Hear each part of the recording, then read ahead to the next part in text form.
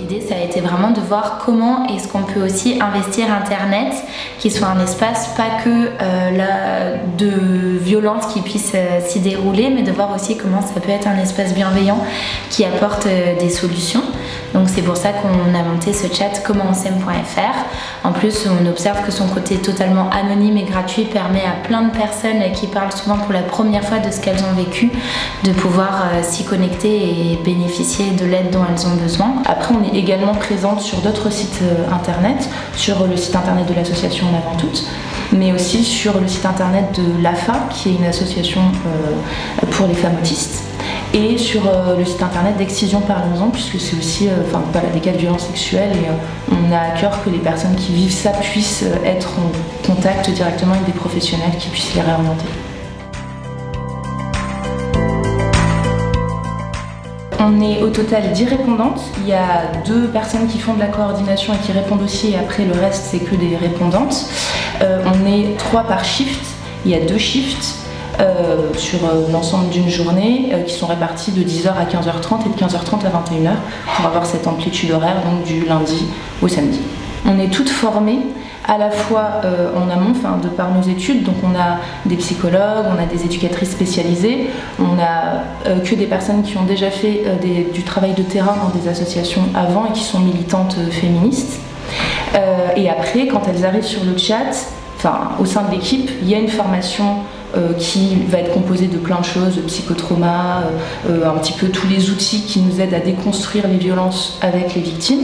Et ensuite, il y a une phase d'observation du chat, puis d'accompagnement de réponses accompagnées. En Avant Toutes fait partie du réseau de la FNSF, donc ce qui est hyper important parce que ça nous permet d'avoir tout ce réseau de redirection vers lequel on peut réorienter les personnes victimes.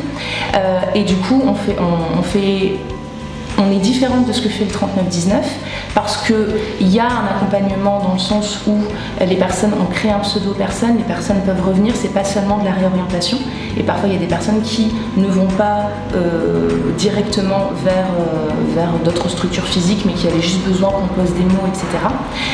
Et aussi parce que nous on n'est pas écoutante, on est répondante avec tout ce travail d'écoute à l'écrit où et à la fois c'est utile, et ça a été très utile pendant le confinement parce que des personnes qui étaient avec leur agresseur, qui ne pouvaient pas sortir, pouvaient quand même chatter et du coup pouvaient avoir de l'aide. Et en même temps parce que parler c'est pas la même chose qu'écrire et que parfois il est plus simple d'écrire que de parler. Donc en ça on est complètement complémentaires avec le 3919.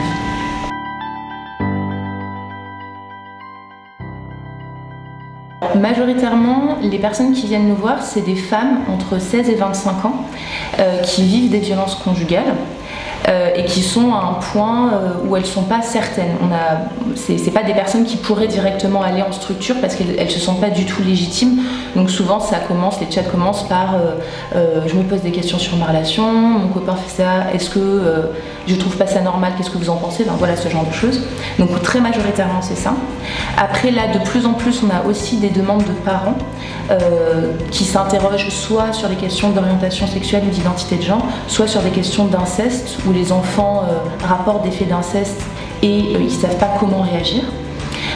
On peut aussi avoir du coup des victimes de violences intrafamiliales qui viennent nous voir, mineurs souvent, et tout ce qui est orientation sexuelle et identité de genre, voilà, souvent de jeunes mineurs aussi. En moyenne, on est à 21 chats par jour, une vingtaine de chats par jour, hors période d'affluence qui sont liées soit à un article qui sort dans la presse ou un fait de violence marquant dans la presse ou même le 8 mars, le 26 novembre, etc.